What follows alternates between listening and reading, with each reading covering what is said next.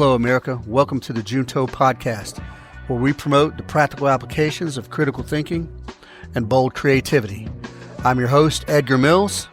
Thank you for joining us.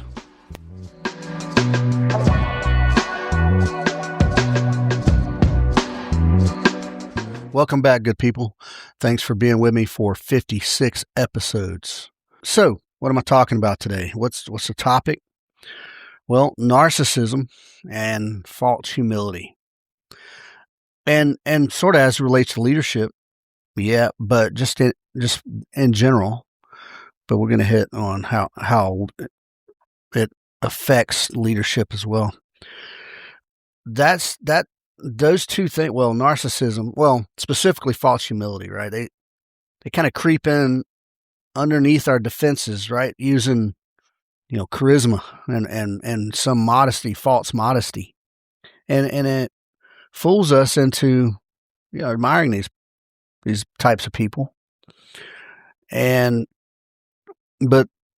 usually the fact is that these are the people who are chasing that admiration, and they want to control the narrative. They want to control you and their image and whatever else. And a true narcissist, they will do those things at the expense of everyone else. Leaders who use tactics like false humility, they only care about themselves. They're prioritizing their own image and their own sort of power base, and it's not genuine. They're not servant leaders at all. They may not even really care about results of a team results as long as they look good, and they genuinely want it is genuine that they want and need people to admire them and follow them or fear them or respect them, whatever they're trying to get out of it, so that they can be the center of attention. Now, genuine humility looks way different than that, doesn't it? From a Christian point of view, like humility, that's the honest view of yourself as you stand before God. You can lie to everybody else, but you can't lie to God. That's genuine humility, right? What do I look like to God? And then consider that on how you look to other people. And that's genuine. And again, folks, throughout this, I'm going to refer to things from my personal Christian view. And I'm not speaking for Christianity because I don't have that authority at all, but my personal Christian view, and then a sort of libertarian, sort of objectivism view, or objective. And I've introduced objectivism to you that don't know about it before, but that false humility don't jive with objectivism or libertarianism because it's in the phrase false. It's not truthful. Yeah, it's false. It lacks. You can't have genuine voluntary interaction with lies because everybody else is being hoodwinked. So we're going to try to examine that stuff today in a little detail. Try to figure out how to spot these folks who use false humility as a tactic, man, as a tool. And it's one of the I have a lot of opinions about a lot of things, but people who use false humility for personal gain it asses me up a lot. And we're going to talk about some narcissistic type people. I mean, usually, I don't know. So, no, well, let me just slow down a minute. What we want to be able to do is spot red flags and try to spot these people who are, narcissists usually, they get over only so long and people recognize it, right? If it's especially very super toxic. But if they're more clever, then it's harder to spot them. So we're going to look for red flags. We're going to try to figure out the psychology of it all, why they are the way that they are. Yeah, and then, how can we avoid that stuff? False humility, it's deceptive. It's false. It's fake. It's not real. It's insincere. And what these people use that, and it's just a false show of modesty, and it hides whatever their manipulation really is, or or they're self-promoting while trying to sort of self-deprecate. They do a little bit of the false humility to get praise, to get adoration or validation. And the false humility cleverly hides the arrogance and or deep insecurities as it's pulling this praise out of these people. Because, insecurity, if you got people telling you how awesome you are, that feeds, that helps comfort that insecurity a little bit, but it's only temporary. And this false humility, and you pulling out this false praise or this surface level praise, meanwhile, you're dodging accountability for your true self. And people who use this tactic of false humility, that they'll present themselves as a humble warrior. There's a million vet bros out there that they're the humble warrior. They're the reluctant hero. Or they'll present themselves as regular guys, just like you, when in fact they feel or want to be superior to you. Or they'll present themselves as a servant to the people, right? Or and all the while it's just a ploy to stroke their ego. And false humility, it's a tool, and it's a favorite tool of the narcissist leaders, who use it to, sort of curtail the criticism before they ever actually get the criticism. You know what I mean? They try to put them in a place that's sort of, it's false, right? But they try to set themselves up so that to avoid the true criticism of negative outcomes or whatever else from a leadership perspective. So, how can we spot when somebody... Now, look, there are genuinely humble people out there, millions by the millions, doing genuinely good things. And when they present themselves as a humble warrior, they are that. I'm talking about the narcissist out there, the egotistic, self-promoting. That's who I'm talking about. And they may use this false humility in a way, like they may be complimentary. They may compliment you, but is it genuine though? They may compliment you in order to sort of get you on their team.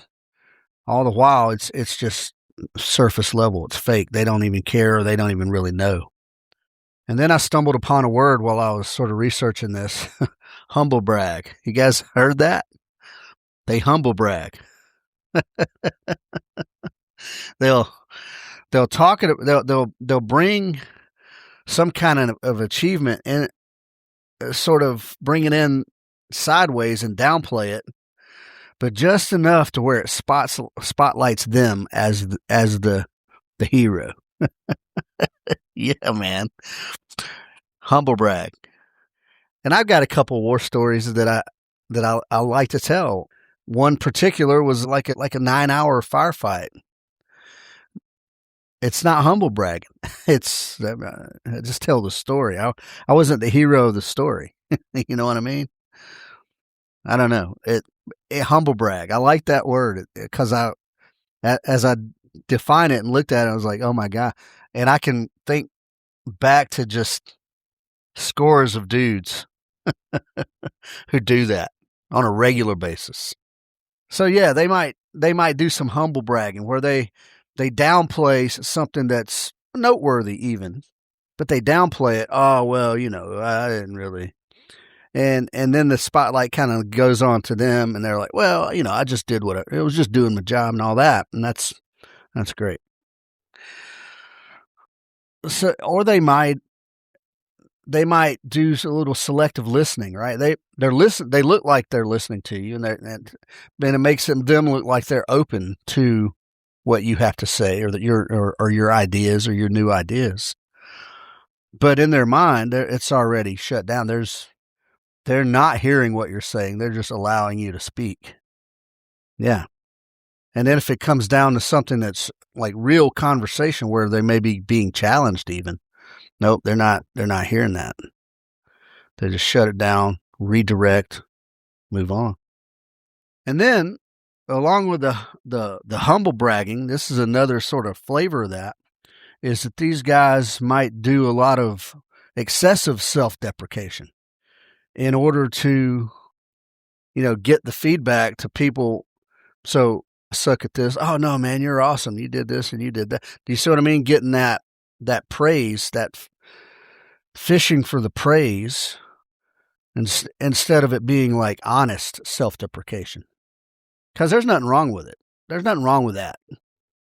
But to do it as a tactic, or to do it excessively to where that's what it seems like is a tactic, then you're like, okay, all right, guy, that's enough. You know what I mean?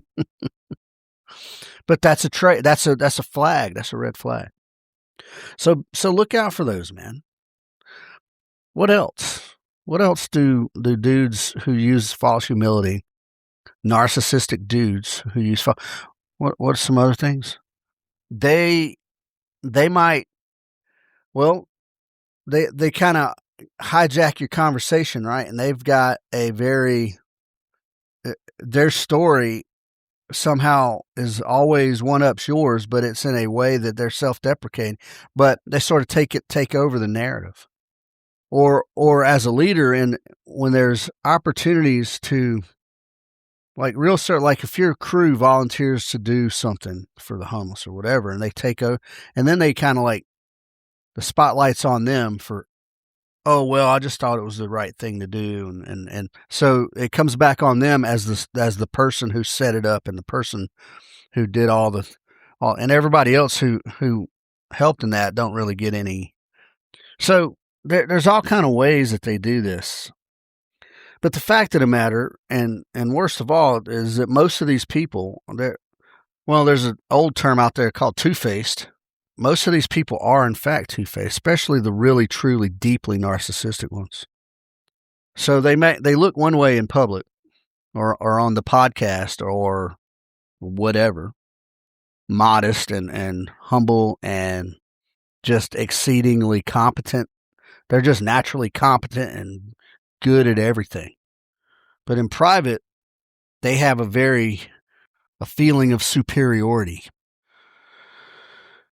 And they're very one-on-one. They're very dismissive of any other people's issues or problems or accomplishments even. And that's the worst, man. These two, anyway. So anyway, all those are pretty solid red flags that show us that somebody's not truly humble, but using humility as a weapon. Yeah, using it as a weapon. And I don't like it. Personally, I don't like it. Narcissism, as a leader and leadership, whatever it is, whether it's a business or a church or whatever, and you're the leader and you've got all this charisma, and you're good looking and articulate and clever on screen or on the mic.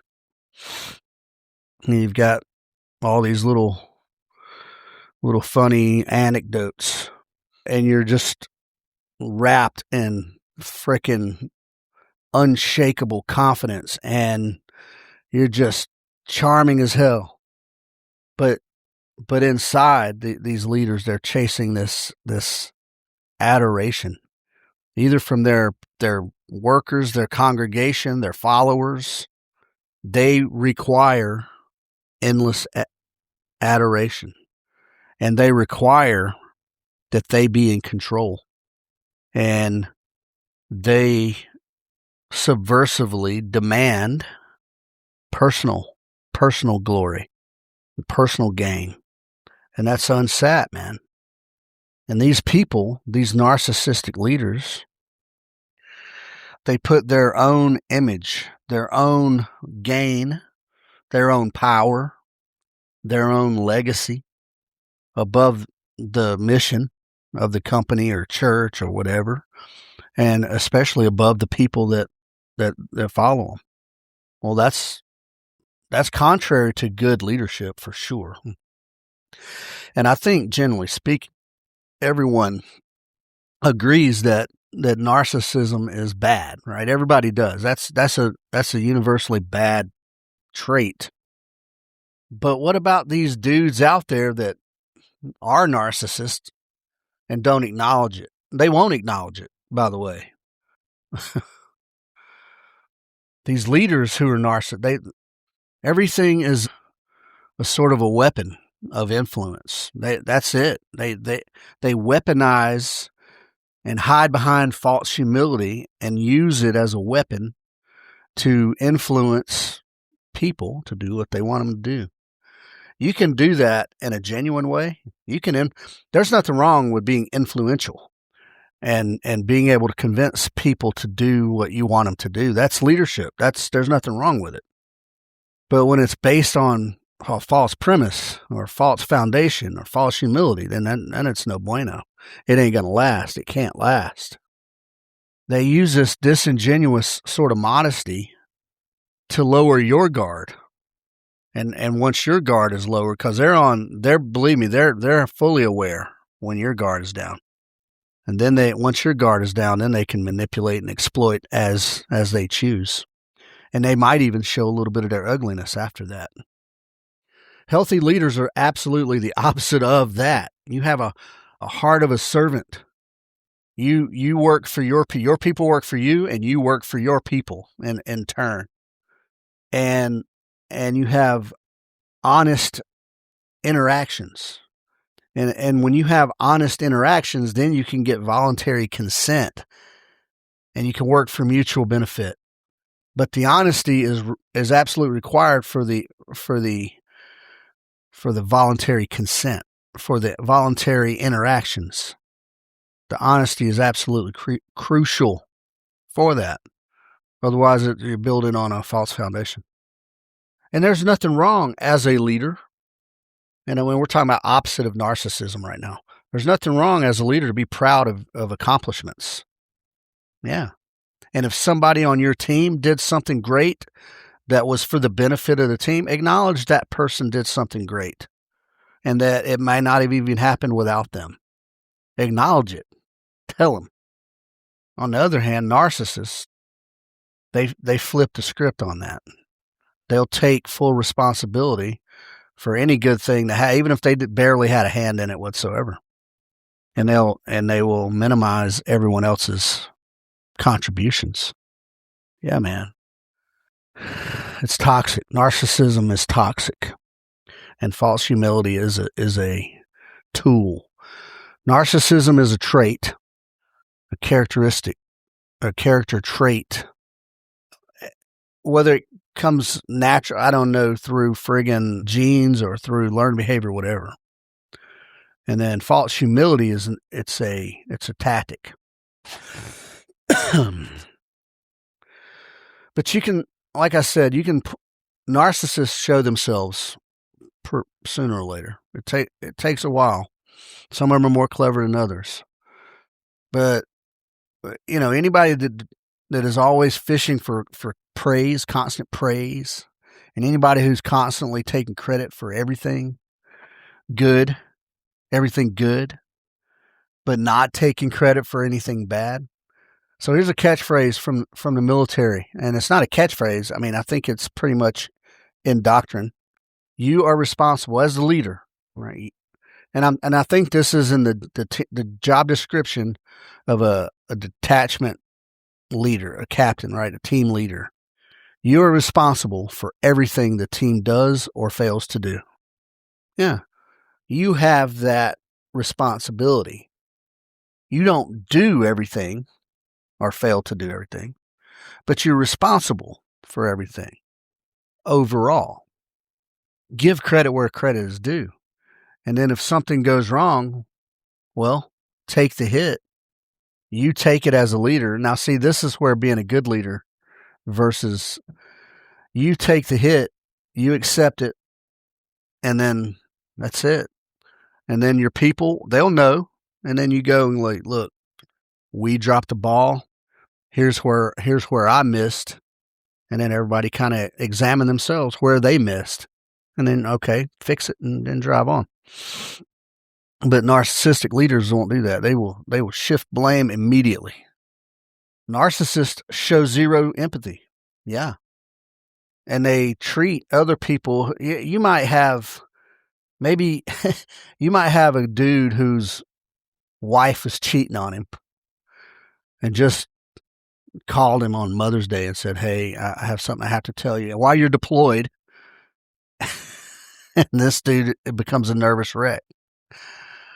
A shitty leader will just completely blow that off, and they treat other people's needs as weakness or just an inconvenience. That's, you have to acknowledge, you have to have some empathy. You have to acknowledge that, like, yeah, look, here, I see you're hurting. I see you're distracted. I understand. Help lay out a path, man, and then help them pull them back up. But a narcissist won't do that. Now, lacking empathy, yeah. But once again, I said some narcissists are clever, and they'll use charm. Yeah, they'll use charm to bend you up.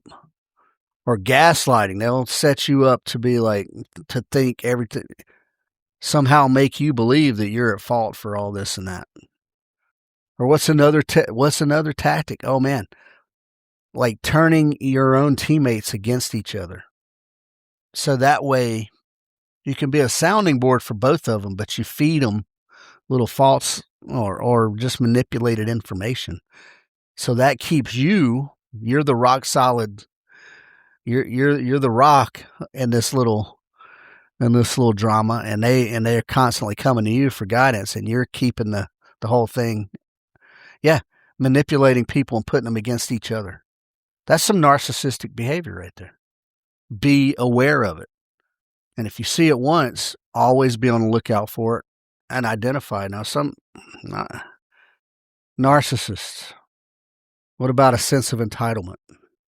Yeah, most people who are narcissistic, they believe that they are entitled to all this respect and all this special treatment and they are entitled to go around the rules that everybody else has to go because they are special. I got a very big problem with entitlement, the word entitlement. People, no one is entitled to anything except being treated with good manners. You're not entitled to any special treatment or worse treatment, by the way. I mean, like, yeah, even Steven across the board, everybody on the same playing field. That's the entitlement. Everybody's on the same playing field. Beyond that, there is no entitlement. You earn your way. You earn the good things, true enough, and you earn the bad things.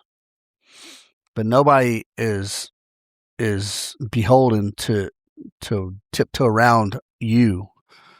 Some narcissists, now some of you, as I say this, you may think, oh, President Trump fits that.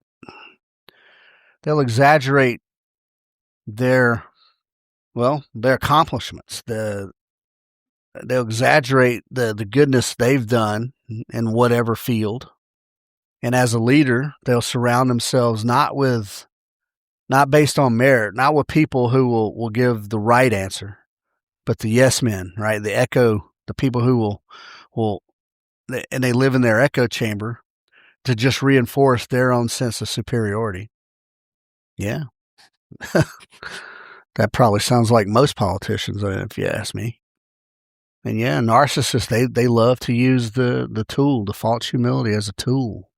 A little bit of strategic self-deprecation in public. Get a little bit of praise. Oh, look how humble and how real he is, how genuine he is. And then in private, they will turn on you like a pit viper. All in service to their own ego. All in service to their own ego. At the direct expense of you. At the expense of their own integrity, if they ever had any. And even at the expense of positive results, like from a workplace, team results. Yeah, man. Narcissist. It's bad. Everybody knows it. We agree. I'm sure. Unless you're a narcissist. Now, look, I'm not going to name names here, but I'm thinking of a couple people right now who I know to be narcissist. And it hurts me. And it hurts me, man. Not to, well, successful, like I'm successful dudes. And the arrogance just seeps out of every sentence. The arrogance just seeps into every video, everything that they do. And I see it, and it hurts. And it hurts because there's, right. I don't know these dudes' lives in and out, but they're very successful dudes. They're doing well and apparently being rewarded. So I don't know God's plan, right? So it just makes me just cringe a little when I hear these dudes. Then I hear about some things these dudes have done in private, and I think, God, how is that? Why? Because it seems so unnecessary to regular people. Those tactics and that toxicity seems so unnecessary when you can just have genuine conversations. But they can't have a genuine conversation because if it doesn't go their way, they can't live with it. They can't stand it. They can't stand it. They can't be, well, wrong for sure, but they can't be contradicted in whatever their way is. And it's just so damn sad. And it angers a little bit. I try to be slow to anger these days, but it does a little bit. Now where does this come from? Where does this narcissism come from? God, it could be anything. You guys know, I say it all the time, and it's not self-deprecating. I am not educated as a formal, whatever. But I always say I fancy myself a junior psychologist. I'm always reading about psychology and things like that. And so what are some common roots of this behavior? Well, some of them have an inferiority complex deep down inside. Now, I've written papers about the Dunning-Kruger, the imposter syndrome. There's a lot of dudes out there that have that sort of imposter syndrome in themselves. But then that kind of morphs into an inferiority complex that's unhealthy. So then they got to, because it eats at them, so they got to hide it. And then they kind of mask it with superiority to keep their ego happy. And then the fake modesty, so they can pull in that adoration and those compliments without taking any real responsibility or having done fully the things that they needed to do to earn that. And then this sort of, well, I say it's covert narcissism because nobody is going to come out, no dude is going to come out and go, yeah, I'm a narcissist, right? But it protects their image. They're trying to put a shell around their image and that they can shape however they want. So yeah, the self-deprecation, and then maybe even some victim stories, right? I talk about being young and coming up on the low end of the economic spectrum, and there's some stories where I feel like I was probably done wrong. I don't do that to garner any sympathy. I'm just telling you what shaped my life, right? But these dudes will use things like that to manipulate sympathy and to control you. And of course, everything goes back to childhood, doesn't it? Maybe you came up in a household where, well, you were unsupervised, perhaps. I was unsupervised. I don't necessarily think that leads to narcissism. But what about if you come up in a household that there's a very sort of conditional love amongst the family members? Like you got to kind of earn your love around. So then you got to try to do the things to get the love. And so instead of it being genuine, it becomes manipulative. Or sort of being spoiled, right? A sense of entitlement as a youth where you get all this praise and, oh, you're a great boy. You're awesome. But there's zero accountability. You get to throw tantrums, as a youth and then just go get a prize and go get ice cream and be done with it. There's no accountability for that. What about that? Being a spoiled child. I think more so on that end of the spectrum than on the low end of the spectrum is where narcissism comes from. I think if we did a nationwide survey and like a really true and honest one, I think that's the way that would shake out. Or what about just parents kind of being fucked up and like their messaging is, so if you show genuine, I don't know, confidence or just genuine curiosity or anything, and then you get punished for that, right? And that's muddled up signals from your parents. And so that might cause you to go into this sort of narcissistic sort of, and then you pull a shell around you that I'm great and I have to manipulate people to do what I want. Everything goes back to childhood, I think, to a degree. Now, I've always said this. At some point, and it's not 18 either, by the way, but at some point in your young teenhood, you are fully aware and capable of making, well, maybe not mature decisions, but definitely thoughtful decisions. Definitely thoughtful decisions. Yeah, I believe that too. So, yeah, it all goes back to childhood to a degree.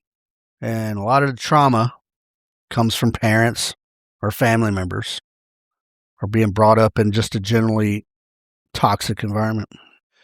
And then you might have some attachment to some of that trauma, some of that unresolved trauma for sure, so you never learned how to correctly get through that stuff. So now you're just sort of perpetuating a cycle. And at some point, all that culminates as an adult. And if you've worked your way through to a degree of success, and now you just look at people, they're either a tool or they're a threat. That's it. That's the way you look at people. And that's unhealthy. That's sad. Yeah. And all that, from a Christian perspective, I think, pride is a sin, right? I think there's levels of pride. Like, yeah, when I do a good thing, I'm proud of it, right? If I paint a pretty good picture and I feel a little proud, man, I'm nice.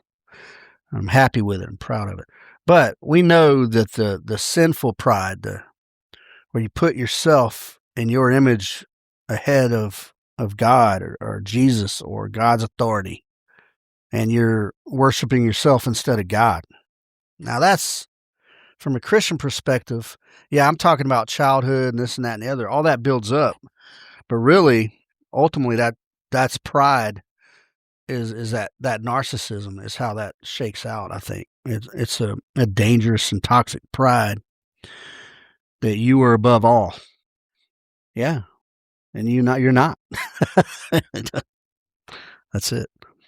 I'm not a biblical scholar, folks. I'm not anything when it comes to Christianity. I'm just giving you my own perspective as I think I'm a Christian. You're not above God. Yeah, man.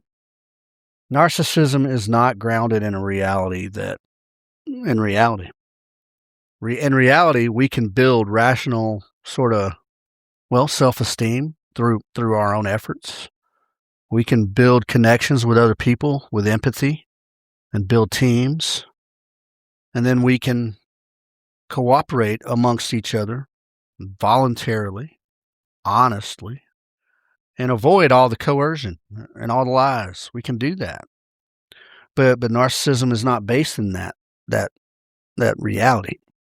Now, there's been maybe millions of relationships destroyed through toxic husband or woman. Well, look, women can be toxic, narcissists.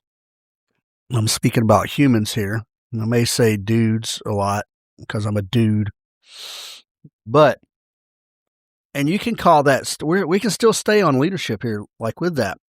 As a man, you're the de facto leader of your family. Now, if you're a feminist, you're not going to like that. But look, there's lesbian narcissists. There's gay narcissists. So look, this applies to everybody. But generally speaking, especially from a Christian perspective, the man is the leader of the house. So you're still in a leadership position. And that narcissism will destroy personal relationships, destroy them. And the problem is they'll get destroyed, but the victims of that will stay in it because they think somehow they can change you, or that it's just a phase and there's something's wrong and it can be fixed. Nope, that ain't it at all. Possibly, but like through God, like through friggin' therapy and things like that, like active steps to, one, recognize it and then fix it, right? But that in a family setting or in a personal relationships, it just builds resentment, man. And when somebody knows they're being manipulated and they voluntarily stay with it because they think they can fix, but at some point they realize that they're only being used, whether it's for psychological or emotional purposes or physical purposes or whatever, they're just being used. And that'll destroy personal relationships.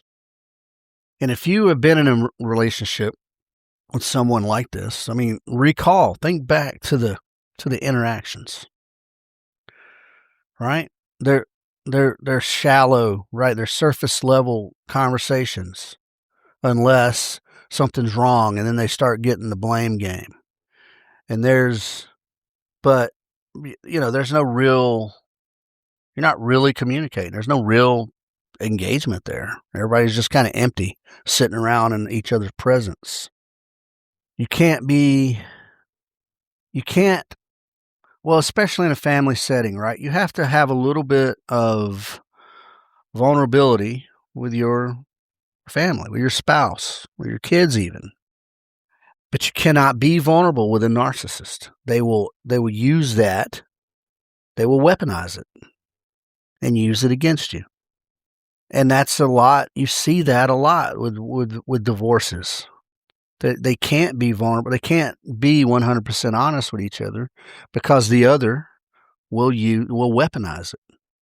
And it might be years later, man, but it happens. And a narcissist, even with family members, they break people up into into little groups, right? You're either somebody they can use for their own ends, or you're somebody who will challenge them so they'll cut you, ignore you. You're either with me or you're against me. And I always say this, folks, on all the podcasts, those extremes, those absolutes, they're no good, man. The world is not made up like that. That's not the way it works. The absolutes do not work. And people who they do look at as useful, then they end up getting just run ragged, man, burned out.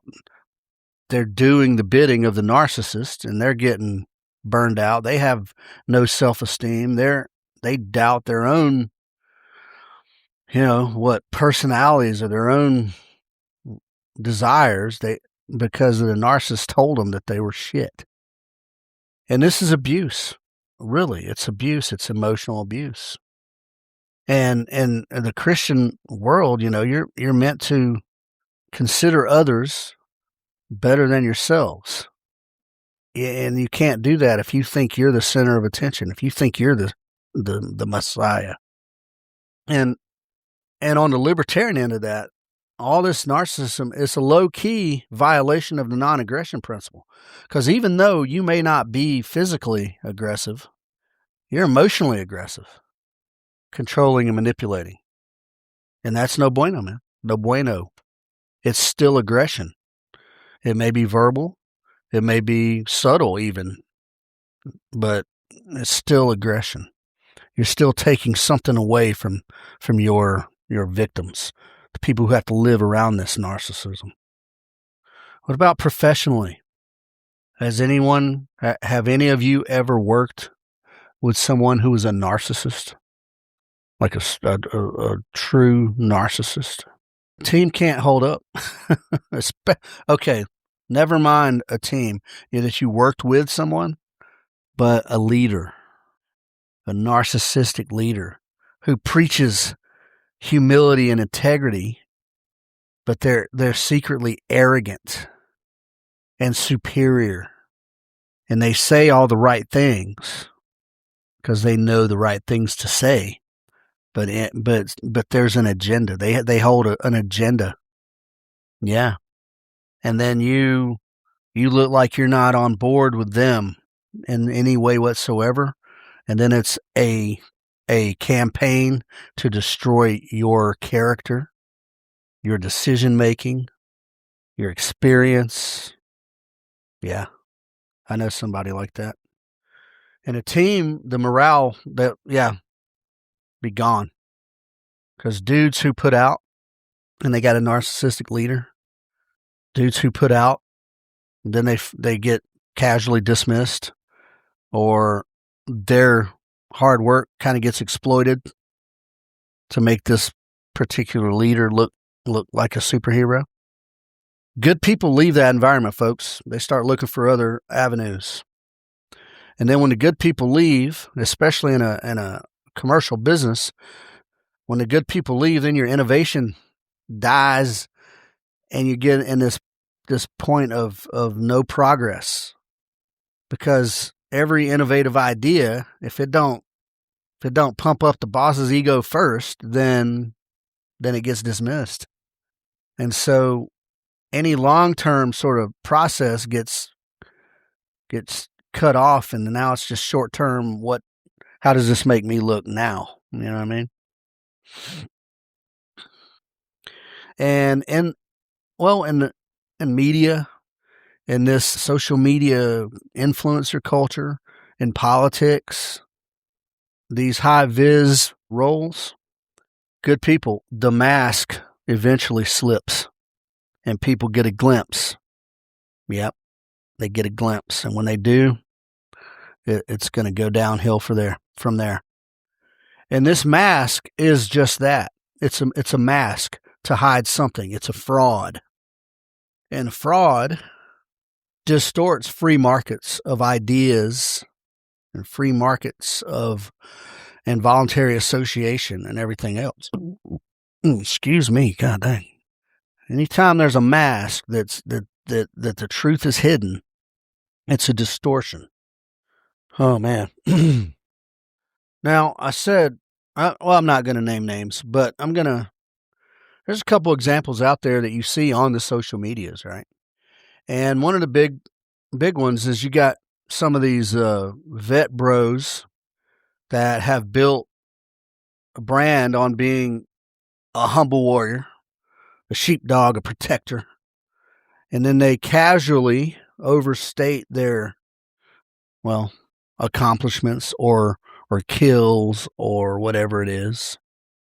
They casually overstate that, or they may hint at have worked with XYZ, just when they've eaten at the same chow hall together, but not really. And they allow people to believe the mystique, and they build their brand on the mystique. And they go on all the podcasts and all the TV shows and the video, the big popular ones, and they ghostwrite books, and they got sponsors coming out the ass, making money hand over fist. And then you see some genuine vet bros going, what the F? So they expose some of the inconsistencies to the world. And it creates, and it has created a big.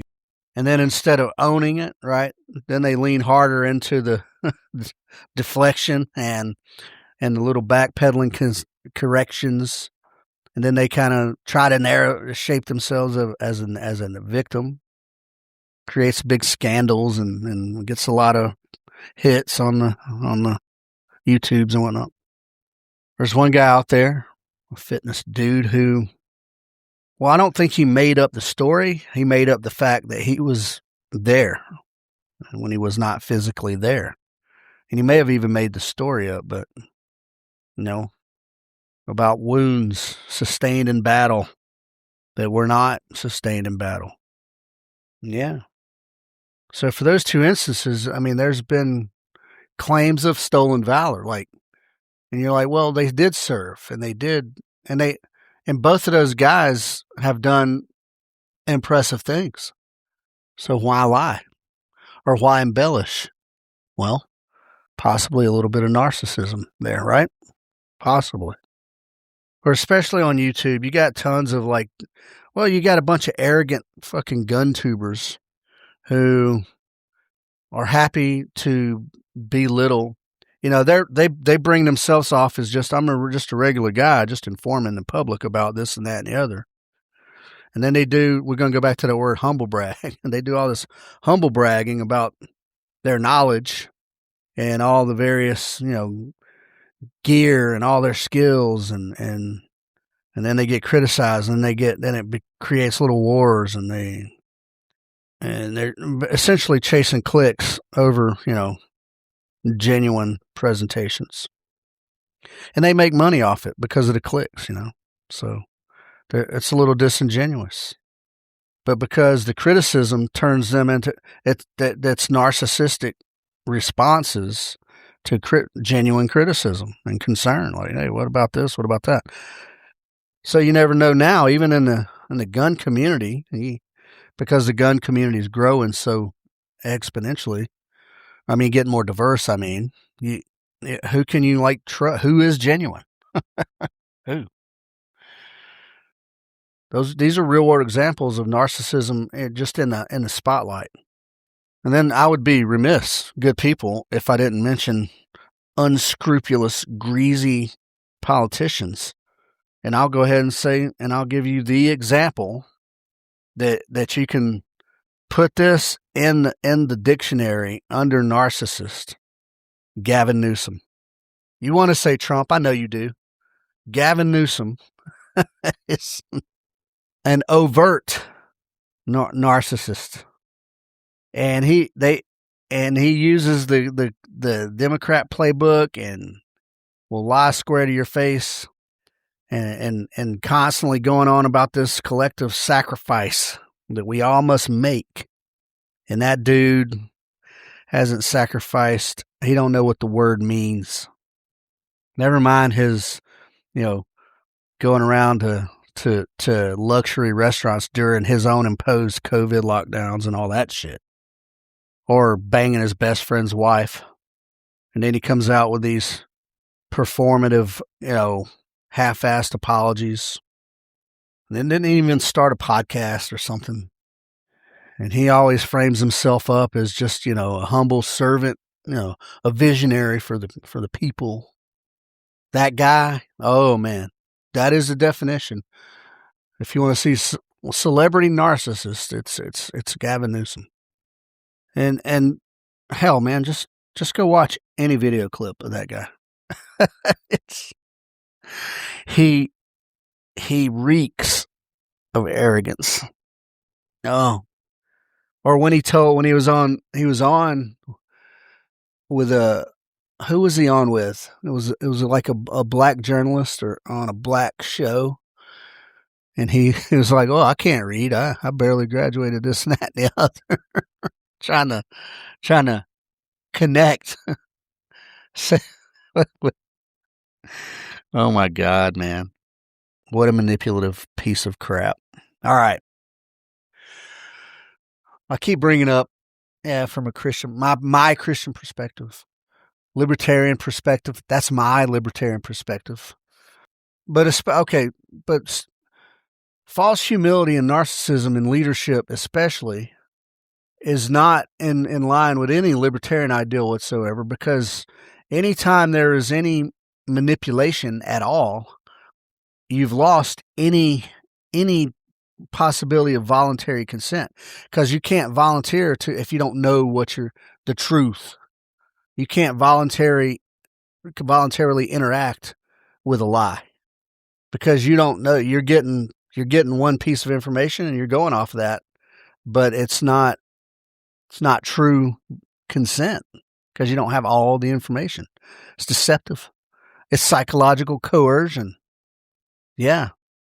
And all that false humility and whatnot, it's just a weapon.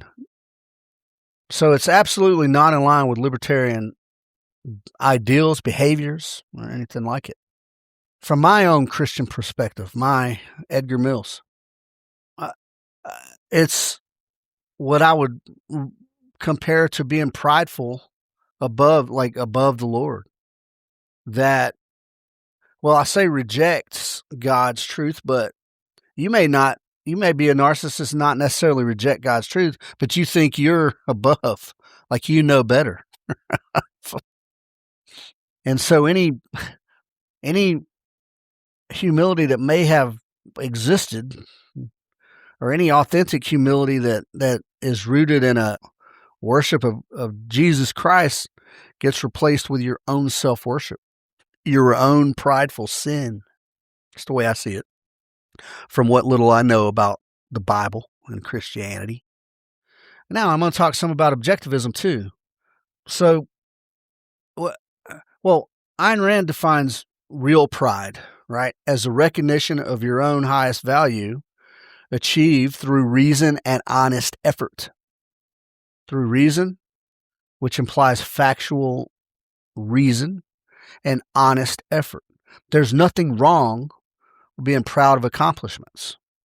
There's nothing wrong with achieving greatness here on earth and then acknowledging that, like, yeah, this is pretty great. Not higher than the Lord, but great. This narcissism and this tactic of false humility avoids reality completely because it's a lie. And a lie is not real. It's not reality. And this false humility demands or coercively demands unearned adoration, admiration, loyalty. And this narcissism, it sacrifices productive people and productive efforts, honest efforts, to one person's ego, to one person's pride, the narcissist. So the three pillars that I lean on for analyzing the world around me, which is Christianity, libertarianism, and objectivism. Those are the three pillars those are the three lenses I look through to analyze the events as they unfold. You know, those are the ways I look at things. They all three flat out reject, well, narcissism for sure, but also the tool of false humility. Flat out reject it. You can't strategically use false humility and call it being strategic. It's not. It's a lie. It's fake. That trait and that tool as a leader in leadership, they are purposely deceptive, and they will divide a team or a congregation. They'll destroy trust. They'll stifle productivity. And they even curtail your freedom to think and speak the truth. You all know you've had a boss out there that you could not speak the truth to for fear of losing your job. I know you have. And that trait and that tool, well, they feed on the insecurity of one, right? And a work culture or a church culture will start to, as opposed to rewarding genuine surrender and genuine efforts, they reward appearance or compliance over genuine substance. That's what that way, and that's what the narcissist wants. They want compliance, and even they want your worship, even if it's an appearance only, so that everybody else sees that you adore and worship. And they don't care about what you do in private, as long as it doesn't affect everyone else. So good people, learn to recognize these traits. Well, the trait of narcissism especially. Now, there's a difference between being egoist and a narcissist. And I know you're going to say egotist, Edgar, but I'm saying egoist. And let me define egoist. Let's see. Sorry for the pause here. My phone is much slower. My phone's slow. All right, egoist is one devoted to one's own interest and advancement. So that, because I follow Ayn Rand and because I believe that Ayn Rand is correct, you can be devoted to your own interests and advancement as long as it's through honest effort, honest means, and that you acknowledge the others around you. Whereas a narcissist will use others around them to achieve status or whatever and not acknowledge. So, and a lot of women carry on about a lot of guys that have big ego. They're egotist. Well, egoist and egotist may be able to be used in place of each other. But you have to have some level of ego. Now we're getting into philosophy and stuff like that, but you want to be your best self for sure. And I firmly believe that if you are your best self, then you will be better for everyone else around you. So I think the word egoist gets a bad rap. I know that it gets a little bit of a bad rap, or it's not. It's often used in a negative way, and I think it can be used in a positive way. But a narcissist, I don't think that's negative. That's negative. I think you can be an egoist and you acknowledge and follow and believe that God and Jesus, you still worship God and Jesus. You just have a very healthy interest in what you do for success. So be careful about labeling those, right? If your pastor has a big ego, but he truly loves you and he truly loves his congregation and he truly loves Jesus, okay. But if he's a narcissist, that means he's willing to sacrifice you. He's willing to shit on you for his own ends, for his own image. So we have to be able to spot those red flags. All the ones I've been talking about, we got to spot them. And don't think you can't hold the church accountable. All right? You can hold the church accountable. You can hold your work accountable. It might mean you have to go find another job. But do you want to stand on integrity, or do you want to just continue trudging along? That's between you and your finances and the way you choose to live. But you can hold these people of authority accountable. And they can't stop you from speaking your mind. But make sure you got your shit together. We need to recognize the traits. We need to understand their roots. Now, understanding, we ain't going to know everybody's childhood and everybody's upbringing. We ain't going to know that. But we need to measure their behavior against the principles and philosophies that I talked about. Now, you might not be a Christian. You might not be a libertarian, and you might not be an objectivist. But those principles are rock solid. Whatever you call yourself, the principles are rock solid. And none of those principles can be broken, by the way. You can hold them accountable. And if your leaders don't live by these genuine virtues that each of these philosophies call for, which is what? I mean, just honest interaction. I'm going to say biblical servitude. If you're not a Christian, take biblical out and just servitude. Be of service to others. And then rational self-esteem. And that's what I'm talking about with egoists. Rational self-esteem. You can be proud of your accomplishments. Be proud of others. Build good, solid foundation of self-esteem. Yeah, those things right there. Recognize this behavior. Expose the behavior. And refuse to accept the behavior. And then we can build genuine relationships. We can build solid teams. And ultimately, we can build a healthy community. Yeah.